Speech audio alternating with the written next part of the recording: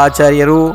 ಇಲ್ಲಿ ಸಮಯ ಸಾರದ ಕರ್ತೃಕರ್ಮ ಅಧಿಕಾರದ 132, 133, 134, 135, 136 ಈ 5 ಗಾಥೆಗಳನ್ನು ಒಂದೇ ಸ್ಥಳದಲ್ಲಿ ಹೇಳಲಿದ್ದಾರೆ, ಕೇಳಿರಿ.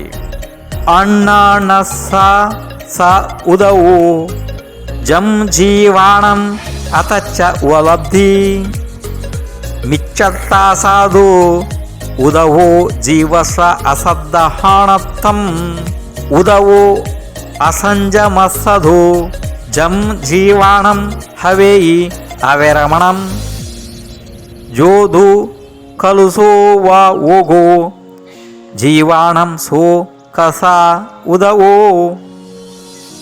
ತಂ ಝಾಣ ಜೋಗ ಉದಯಂ ಜೋ ಜೀವಾಣಂ ತು ಚಿಟ್ಟ ಉಚ್ಚಾಹೋ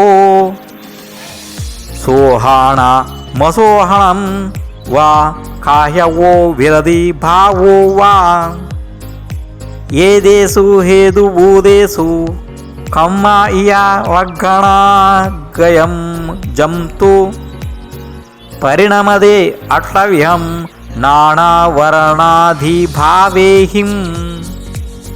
ತಂ ಖಲು ಜೀವನೆ ಬದ್ಧಂ ಕಮ್ಮ ಇಯ ವಗ್ಗಣಾಘಯಂ ಜಂ ಜ ಇಯ ತಯ್ಯಾದು ಹೋದಿ ಹೇದು ಜೀವು ಪರಿಣಾಮ ಭಾವಾಣಂ. ಈಗ ಈ 5 ಗಾಥೆಗಳ ಅರ್ಥವನ್ನು ಕೇಳಿರಿ.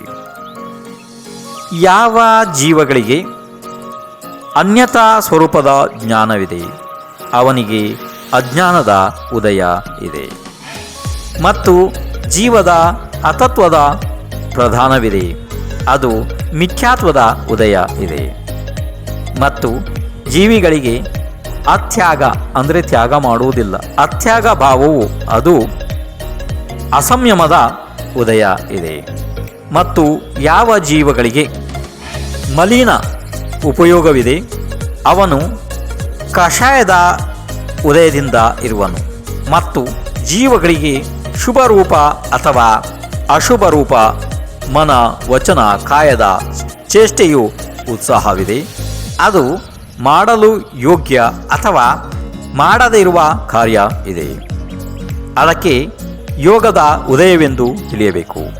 ಇವುಗಳಿಗೆ ಹೇತುಭೂತವಿದ್ದಾಗ ಯಾವ ಕರ್ಮ ವರ್ಗಣ ರೂಪವಾಗಿ ಪ್ರಾಪ್ತವಾದ ಜ್ಞಾನಾವರಣ ಆದಿ ಭಾವದಿಂದ 8 ಪ್ರಕಾರದಿಂದ ಪರಿಣಾಮ ಮಾಡುತ್ತವೆ, ಅದು ನಿಶ್ಚಯವಾಗಿ ಯಾವ ವೇಳೆಯಲ್ಲಿ ಕರ್ಮಾನುವರ್ಗಣ ರೂಪವಾಗಿ ಬಂದಂತಹ ಜೀವದಲ್ಲಿ ಬದ್ಧವಾಗುತ್ತದೆ, ಆಗ ಆ ಅಜ್ಞಾನದ ಪರಿಣಾಮ ರೂಪವಾದ ಭಾವಗಳ ಕಾರಣವು ಜೀವವು ಆಗುತ್ತದೆ.